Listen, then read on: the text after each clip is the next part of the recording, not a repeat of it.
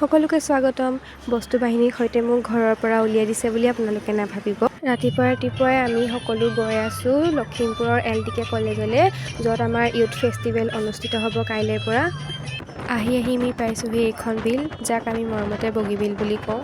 ৰাস্তাৰে এখন হোটেলত দুপৰীয়াৰ সাঁজ একেলগে গ্ৰহণ কৰা হৈছে। 7 ঘণ্টাৰ যাত্ৰাৰ পিছত অৱশেষত আমি পালোহি লখিমপুৰৰ LDK কলেজত।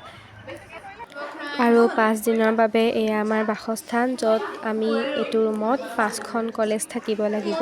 সকলোবোৰ চিজিল কৰি এতিয়া আমি লৈছোঁ গধূলিৰ চাহকাপ খাই আমি এনেই অলপ খোজকাঢ়ি ওলাই আহিছোঁ আমাৰ ওচৰৰ পৰিৱেশটো চাবলৈ।